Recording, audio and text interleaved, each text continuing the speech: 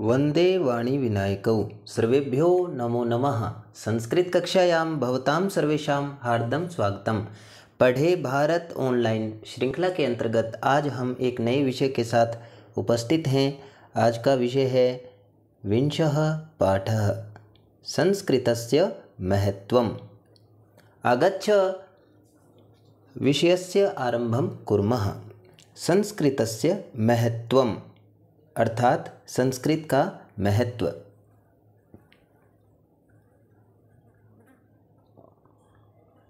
भारतम् एकं विशालं राष्ट्रम् अस्ति। भारत एक विशाल राष्ट्र है। अस्मिन् राष्ट्रे बहवः प्रदेशाः सन्ति। इस राष्ट्र में बहुत सारे प्रदेश हैं। येषु प्रदेशेषु विभिन्नानां भाषाणां व्यवहारः भवति। इन प्रदेशों में बहुत सारी भाषाओं का प्रयोग होता है। एतासु भाषासु हिंदी, पंजाबी, गुजराती, मराठी, बंगाली अन्याः च अनेकाः भाषाः मुख्याः सन्ति। इन भाषाओं में हिंदी, पंजाबी, गुजराती, मराठी, बंगाली और अन्य अनेक भाषाएं मुख्य हैं।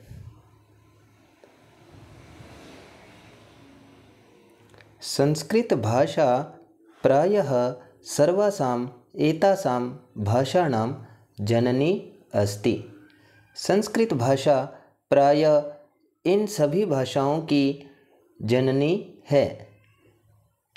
इयं भारतवर्षस्य प्राचीनतमा भाषा अस्ति।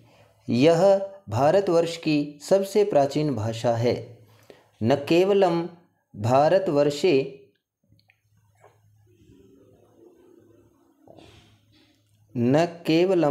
भारतवर्षे प्रत्युत अखिले संसारे प्रचलितासु भाषासु इयं प्राचीनतमा अस्ति।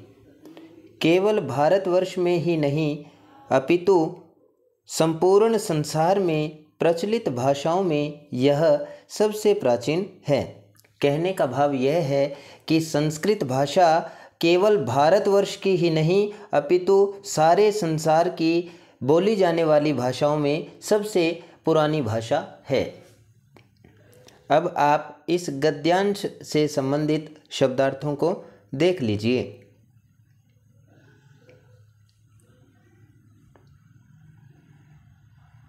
इदानीं संदर्भ, प्रसंग, अनुवाद।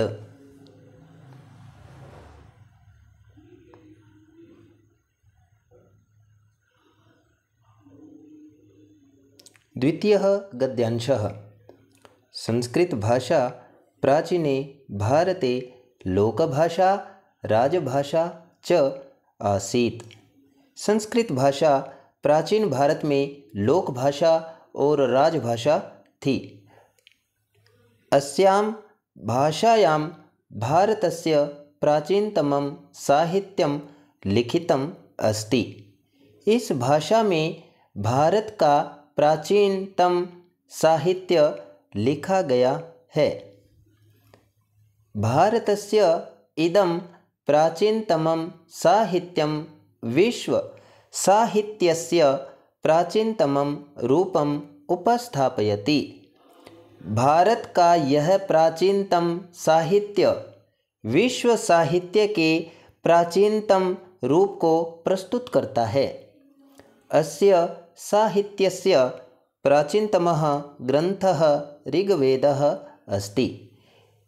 इसके साहित्य का सबसे प्राचीनतम ग्रंथ ऋग्वेद है। संस्कृत साहित्य का सर्व प्राचीन ग्रंथ कौन सा है? ऋग्वेद।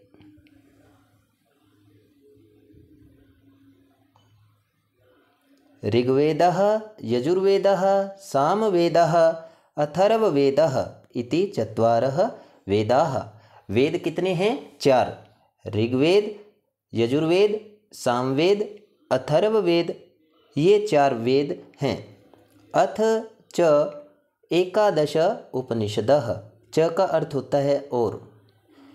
अथ इसके बाद और 11 उपनिषद, 4 वेद, उसके पश्चात 11 प्रमुख उपनिषद, रामायणम, महाभारतम, भगवद गीता, 18 पुराणानि, षड्दर्शनानि, अन्यानि अनेकानि शास्त्राणि, ग्रंथरत्नानि च अस्य साहित्यस्य गौरवं वर्धयन्ति।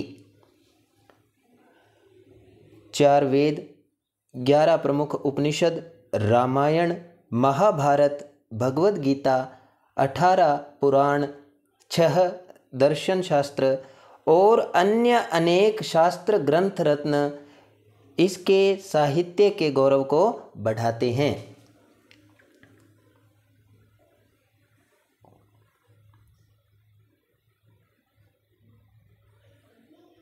वाल्मीकिः, व्यासः, कालिदासः, अश्वघोषः, भारविः, माघः, श्रीहर्षः, अन्ये च बहवः कवयः इदं साहित्यं समृद्धं कुर्वन्ति। महर्षि वाल्मीकिः, महर्षि वेदव्यास, महाकवि कालिदासः, महाकवि अश्वघोष, महाकवि भारवी, महाकवि माघ, महाकवि श्रीहर्ष और अन्य बहुत सारे कवि इसके साहित्य को समृद्ध करते हैं। भासः, भवभूतिः, विशाखदत्तः, राजशेखरः, अन्ये च बहवः नाटककाराः अस्य साहित्यस्य सौन्दर्यं वर्धयन्ति। भास, भवभूति, विशाखदत्त, राजशेखर और अन्य बहुत सारे नाटककार इसके साहित्य के सौंदर्य को बढ़ाते हैं। सुबंधु, बाण, दंडी प्रमुखाः गद्यकाराः अपि अस्य शोभां पुष्यन्ति। सुबंधु, बाण, दंडी ये प्रमुख गद्यकार भी इसकी शोभा को पुष्ट करते हैं, इसकी शोभा को बढ़ाते हैं। अब आप इस गद्यांश से संबंधित शब्दार्थों को देख लें।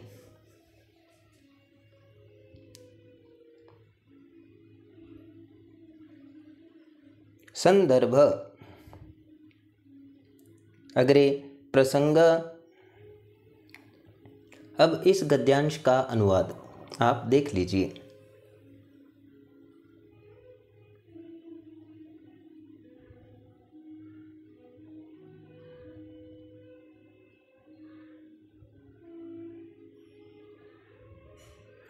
संस्कृत साहित्ये भारतस्य संस्कृतिः प्रतिबिंबिता अस्ति। संस्कृत साहित्य में भारत की संस्कृति झलकती है। अस्मिन् साहित्ये भारतस्य पुरातनः इतिहासः सुरक्षितः अस्ति। इस साहित्य में भारत का प्राचीन इतिहास सुरक्षित है। इदं साहित्यम् अस्माकं धार्मिकं नैतिकं च जीवनम् अपि प्रतिबिंबयति। यह साहित्य हमारे धार्मिक और नैतिक जीवन को भी दर्शाता है। एवं इदं साहित्यम् अस्माकं सांस्कृतिक निधिः अस्ति। इस प्रकार से यह साहित्य हमारी सांस्कृतिक निधि है।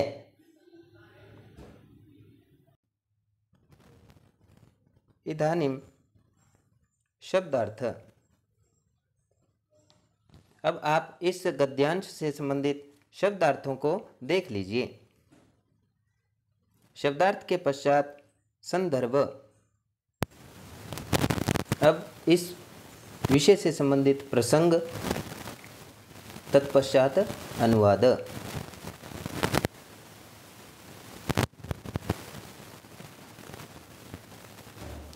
अस्माकं चतुर्थः गद्यांशः।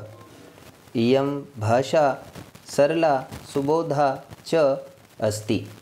यह भाषा सरल और सुबोध है। अर्थात संस्कृत भाषा अति सरल और जल्दी समझ में आने वाली भाषा है। अस्यां भाषायां वाक्य विन्यासस्य नियमाः विशेषेण सरलाः सन्ति। इस भाषा में वाक्य निर्माण के नियम विशेष रूप से सरल हैं। शनैः शनैः नियमपूर्वकम् अभ्यासं कृत्वा बालकः अस्यां भाषायां प्रवीणतां प्राप्तुं शक्नोति। शनैः शनैः धीरे धीरे नियम पूर्वक अभ्यास करके बालक इस भाषा में प्रवीणता प्राप्त कर सकते हैं। शब्दानां विशालः भण्डारः अस्याः भाषायाः अनन्या विशेषता अस्ति। शब्दों का विशाल भंडार इस भाषा की अनोखी विशेषता है। कहने का तात्पर्य यह है कि संस्कृत भाषा में सबसे अधिक शब्द हैं और विश्व की अन्य किसी भी भाषा में इतने शब्द नहीं हैं जितने शब्द संस्कृत भाषा में हैं। इसलिए कहा गया है कि शब्दानां विशालः भंडारः, शब्दों का विशाल भंडार इस भाषा की एक अनोखी विशेषता है।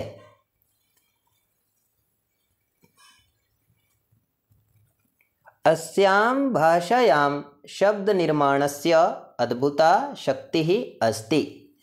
इस भाषा में नए शब्द निर्माण करने की अद्भुत शक्ति है। अद्यापि इयं भाषा पारिभाषिकाणां शब्दानां निर्माणे सहायतां करोति।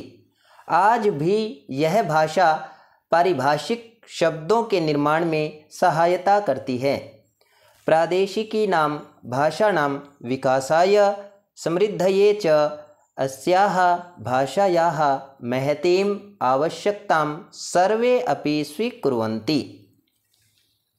प्रादेशिकी भाषाओं के विकास और उनकी समृद्धि के लिए इस भाषा की महती आवश्यकता को सभी स्वीकार करते हैं। यदि हमने अपनी क्षेत्रीय भाषाओं का विकास और उनकी समृद्धि करनी है तो हमें संस्कृत भाषा का आश्रय लेना पड़ेगा। बिना संस्कृत भाषा के हम अपनी क्षेत्रीय प्रादेशिकी भाषाओं को नहीं बचा सकते। तो इसलिए कहा है कि अपनी क्षेत्रीय भाषाओं के विकास और समृद्धि के लिए संस्कृत भाषा की बड़ी आवश्यकता है। ऐसा सभी स्वीकार करते हैं, ऐसा सभी मानते हैं। अब इस गद्यांश से संबंधित शब्दार्थ आप देख लीजिए।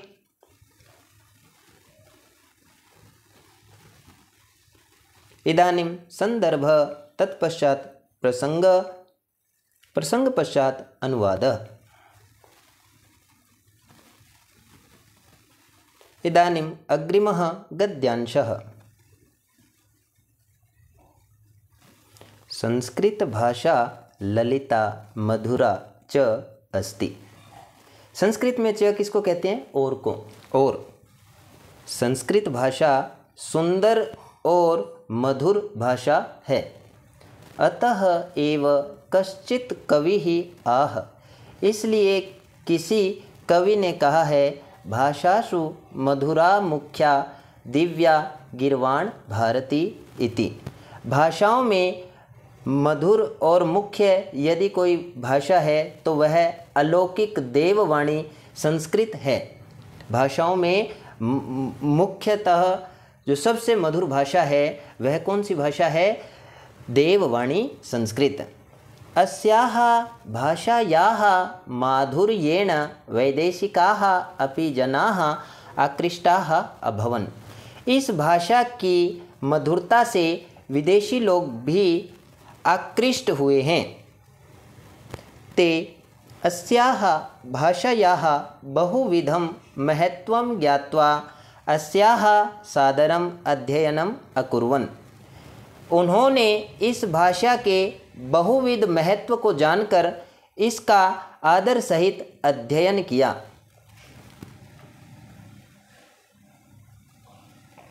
अद्यापि च कुर्वन्ति, और आज भी कर रहे हैं। कहने का भाव यह है कि जो विदेशी लोग हैं, जब उन्होंने संस्कृत के महत्व को उन्होंने जाना तो उनके महत्व को जानकर उन्होंने आदरपूर्वक इस भाषा को पढ़ा और वे आज भी इस भाषा को पढ़ रहे हैं।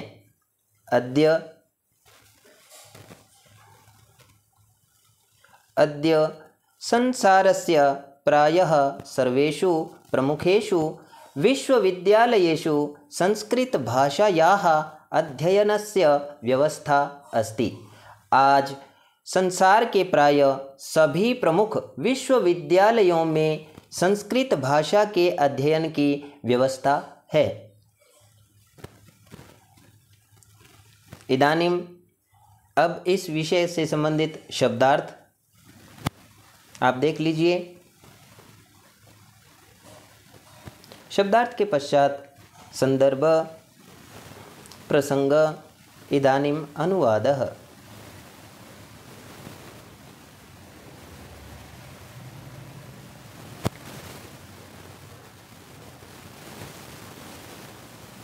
अग्रिम गद्यांशः संस्कृतभाषायाः तत्साहित्यस्य च अध्ययनं भारतीयानाम् अस्माकं कृते विशेषेण हितावहम् अस्ति। संस्कृत भाषा का और उसके साहित्य का अध्ययन हम भारतीयों के लिए विशेष रूप से हितकारी है। राष्ट्रीयायाः एकतायाः निष्पादने तत्प्रसारकर्मणि चापि संस्कृतस्य अध्ययनं सर्वथा सहायकं स्यात् इति न अत्र संदेहः।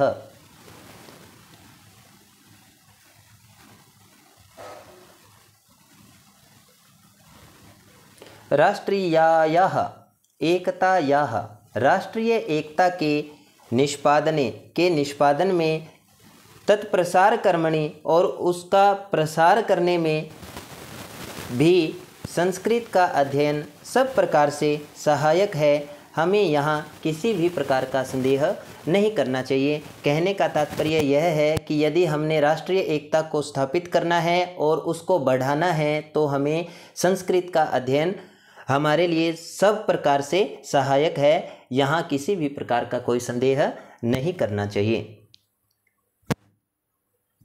अब इस विषय से संबंधित शब्दार्थ। संदर्भ, प्रसंग, अनुवाद।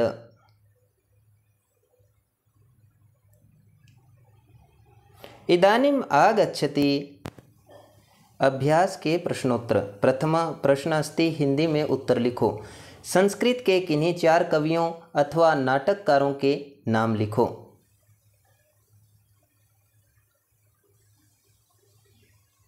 कवि: वाल्मीकि, व्यास, कालिदास, अश्वघोष, भारवी, माघ। नाटककार: शूद्रक, भास, भवभूति, विशाखदत्त। द्वितीय प्रश्न अस्ति, वेद कितने हैं? उनके नाम लिखो।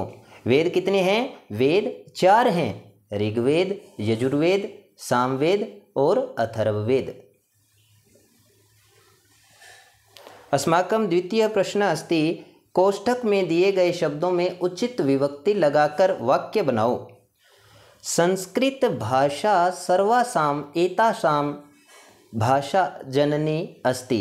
संस्कृत भाषा सभी इनकी जननी है। तो भाषा से क्या परिवर्तन होगा? देखो, भाषा से पूर्ववर्ती शब्द में कौन सी विभक्ति लगी हुई है? षष्ठी बहुवचनम, एतासाम। तो भाषा शब्द की षष्ठी बहुवचन क्या बनेगा? भाषाणाम। तो हमें भाषा के स्थान में कौन सा परिवर्तन करना है? भाषाणाम। अस्माकं वाक्यम किम भविष्यति? संस्कृत भाषा सर्वासाम एतासाम। भाषा से क्या बन गया? भाषाणाम। भाषाणाम जननी अस्ति। संस्कृत भाषा इन सभी भाषाओं की माता है, इन सभी भाषाओं की जननी है। इदानीं द्वितीय अस्ति अस्माकम् अस्मिन् साहित्ये भारत पुरातनः इतिहासः सुरक्षितः अस्ति। इस साहित्य में भारत प्राचीन इतिहास सुरक्षित है। तो भारत से क्या बनेगा? भारत का प्राचीन इतिहास सुरक्षित है तो भारत से क्या बन जाएगा? भारतस्य। षष्ठी एकवचनं किं भविष्यति? भारतस्य। अस्मिन् साहित्ये भारतस्य पुरातनः इतिहासः सुरक्षितः अस्ति।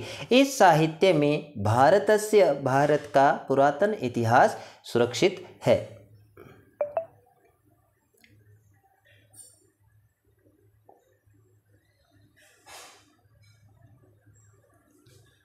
इदानीम् अस्माकम् अग्रिमः आगच्छति संसारस्य प्रमुखेषु विश्वविद्यालय संस्कृतभाषायाः अध्ययनस्य व्यवस्था अस्ति। अब देखो, विश्वविद्यालय से पूर्ववर्ती शब्द में कौन सी विभक्ति है? सप्तमी बहुवचनम। एषु अन्ते किम आगच्छति? एषु, प्रमुखेषु। तो हमने विश्वविद्यालय के स्थान में कौन सा परिवर्तन कर देना है? विश्वविद्यालयेषु। अत्र एषु, तो यहाँ भी क्या लग जाएगा? एषु। संसारस्य प्रमुखेषु विश्वविद्यालयेषु। विश्वविद्यालय से क्या बन गया? विश्वविद्यालयेषु संस्कृत भाषायाः अध्ययनस्य व्यवस्था अस्ति। संसार के सभी प्रमुख विश्वविद्यालयों में, विश्वविद्यालयेषु संस्कृत भाषा का अध्ययन की व्यवस्था है। इदानीं तृतीयः प्रश्नः अस्ति, अव्ययों का संस्कृत वाक्यों में प्रयोग करें। अद्य, सर्वथा, एवं, अत्र। अद्य, अद्य का अर्थ होता है आज।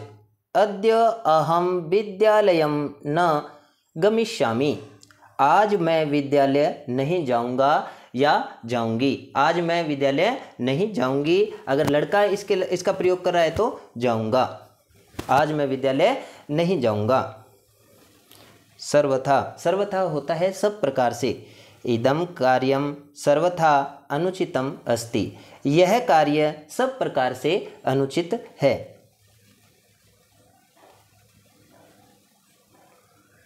एवं, एवं होता है इस प्रकार। एवं इदं कार्यं करणीयम अस्ति। इस प्रकार यह कार्य करना चाहिए, या यह कार्य इस प्रकार करना चाहिए। अत्र, अत्र होता है यहाँ। अत्र छात्राः पठन्ति। यहाँ विद्यार्थी पढ़ रहे हैं। अस्माकं अग्रिमः प्रश्नः अस्ति, प्रत्यय अलग करो। प्रत्यय किसी भी शब्द अथवा धातु के पीछे लगते हैं और उपसर्ग हमेशा आगे लगते हैं। जैसे प्रथमा अस्ति कृत्वा, कृत्वा, प्राप्तुम, ज्ञात्वा। प्रत्यय पीछे लगते हैं तो कृत्वा में आपको पीछे क्या नजर आ रहा है? त्वा, तुम। प्राप्तुम में क्या नजर आ रहा है? तुम। और ज्ञात्वा में क्या है? त्वा। तो क्या त्वा प्रत्यय है? क्या तुम प्रत्यय है? क्या त्वा प्रत्यय है? नहीं, ये प्रत्यय नहीं है। ये देखते हैं अब कृत्वा। कृत्वा में धातु कौन सी है? क्री, कत्वा। कत्वा का क्या शेष रहता है? त्वा। अगर आपको किसी भी क्रियापद में त्वा नजर आए तो इसका मतलब यह है कि इसमें कौन सा प्रत्यय है? कत्वा। कत्वा का क्या शेष रहता है? त्वा। तो त्वा को देखकर आपने क्या याद रखना है? कत्वा। क्री धन कत्वा, कृत्वा। प्राप्तुम, प्र उपसर्ग, आप धातु, तुमुन प्रत्यय। तुमुन का क्या शेष रहता है? तुम। क्या शेष रहता है? तुम। जहां आपको तुम नजर आए किसी भी क्रियापद में या किसी भी पद में, तो आप अनुमान लगाइए। जिस प्रकार से त्वा नहीं होता, क्या होता है? कत्वा, आधा क लग जाएगा आगे। और तुम नहीं होता है, तुम किसका शेष रहता है? तुमुन का। तो प्राप्तुम में कौन सा प्रत्यय है? तुम नहीं है, तुमुन है। कौन सा है? तुमुन। ज्ञात्वा, ज्ञात्वा, ज्ञा धातु, कत्वा। कत्वा का क्या शेष रहता है? कत्वा।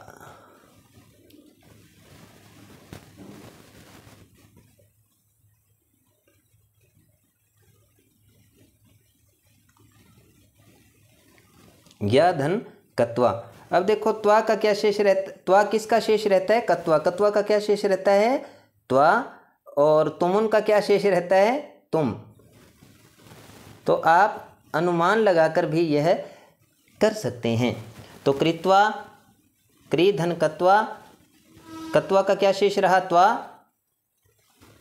प्राप्तुम, उपसर्ग आप धातु, तुमुन प्रत्यय, तुमुन का क्या शेष रहा? तुम। और ज्ञात्वा में कौन सी धातु है? ज्ञा, मतलब जानना, जानकर। कत्वा का क्या शेष रहा? त्वा। पंचमः प्रश्नः अस्ति, संस्कृत में उत्तर लिखो। भारतं कीदृशं राष्ट्रम् अस्ति? भारत कैसा राष्ट्र है? भारतं विशालं राष्ट्रम् अस्ति। भारत एक विशाल राष्ट्र है। सर्वासां भाषाणां जननी का अस्ति? सभी भाषाओं की माता कौन सी भाषा है? सर्वासां भाषाणां जननी संस्कृत भाषा अस्ति। सभी भाषाओं की जननी संस्कृत भाषा है। चाहे जननी कह दो, चाहे माता कह दो, दोनों का अर्थ एक ही है।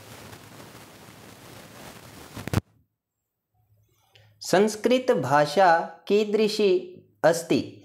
संस्कृत भाषा कैसी भाषा है? संस्कृत भाषा ललिता मधुरा च अस्ति। च संस्कृत में किसे कहते हैं? और को। तो संस्कृत भाषा सुंदर और मधुर भाषा है। तो संस्कृत भाषा कीदृशी अस्ति? संस्कृत भाषा ललिता मधुरा च अस्ति। धन्यवादः, पुनः मिलामः। जयतु संस्कृतं, जयतु भारतम्।